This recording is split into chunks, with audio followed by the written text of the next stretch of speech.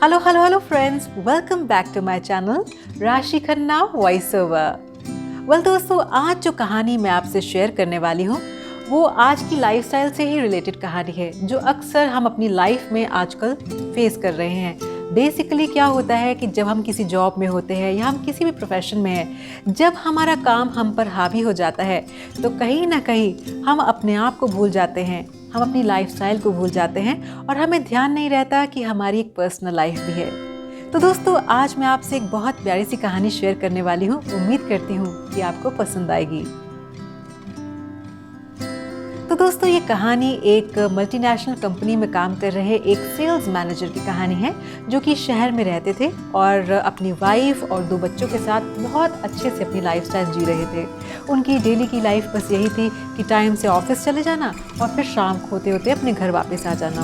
तो एक बार उनके एरिया में एक चोरों का गैंग आ जाता है और वो चोरों का गैंग उस मैनेजर के घर में चोरी करने का प्लान बनाते हैं और इस वजह से वो उस मैनेजर को नोटिस करना शुरू करते हैं, ऑब्जर्व करना शुरू करते हैं कि मैनेजर कितने बजे घर आता है, कितने बजे ऑफिस जाता है, वो सारा उसको ऑब्जर्व करना शुरू करते हैं। लेकिन वो एक बात देखकर बहुत हैरान हो जाते हैं क्योंकि जब भी मैनेजर अपने घर वापस आता था, घर आने से पहले वो पास के एक बगीचे में जाता था। वहाँ पर एक आम का पेड़ लगा हुआ होता था और उस पेड़ के पास जाकर रोज़ वो वहाँ पर जाकर थोड़ी देर बैठता, अपने बैग से कुछ सामान निकालता, फिर उसके बाद कुछ टाइम वहाँ पर स्पेंड करने के बाद उसके बाद वो अपने घर जाता। अब इन चोरों को बहुत एक्साइटमेंट हुई तो ये मैनेजर को नोटिस करते हैं। फिर वो सोचते हैं कि वो भी उस पेड़ के पास जाएंगे और देखेंगे कि ऐसी क्या कीमती चीज़ है जो ये मैनेजर रोज़ वहाँ पर जाकर छुपाता है। तो वो अंधेरा होने का इंतज़ार करते हैं और जब अंधेरा हो जाता है तो वो उसी पेड़ के पास पहुंच जाते हैं और वहाँ पास बहुत छानबीन करते हैं। लेकिन रात से सुबह हो जाती है, उनको पता ही नहीं चलता और वो देख ही नहीं पाते, वो कहीं पर ढूंढ ही नहीं पाते कि ऐसी क्या चीज़ है जो उस मैनेजर ने छुपाई होती है।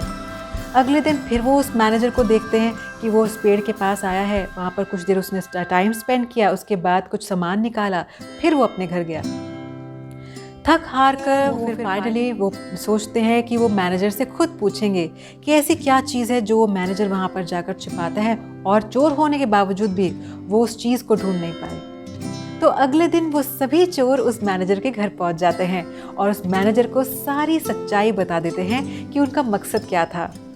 जब मैनेजर उनकी बात सुनता है तो बहुत ज़ोर से हंसता है और फिर वो अपनी सच्चाई बताता है।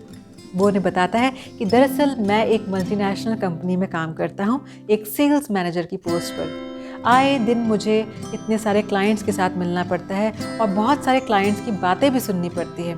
उसके बाद जब मैं अपने ऑफिस में जाता हूँ, अपने बॉस से बात करता हूँ तो बॉस भी मुझसे नाखुश हो जाते हैं क्योंकि टारगेट्स अचीव नहीं होते हैं। ऑफिस का भी जितना पॉलिटिक्स है जो चल रहा होता है, मुझे वो सब भी झेलना पड़ता है। सारे दिन मैं यही सब सुनता रहता हूँ, कभी कोई खुश नहीं है, कभी मैं टारगेट्स पूरे नहीं कर पा रहा हूँ, उसके पीछे ऑफिस की बैक बाइटिंग और बहुत कुछ। तो मन इतना ज़्यादा इतना फ्रस्ट्रेटेड हो जाता है, इतना नेगेटिव हो जाता है कि मैं नहीं चाहता हूँ कि घर बैठे जो बच्चे मेरा इंतज़ार कर रहे हैं, जो मेरी बीवी मेरा इंतज़ार कर रही है, कि मैं ऐसे नेगेटिव माइंडसेट के साथ मैं उनसे मिलूँ।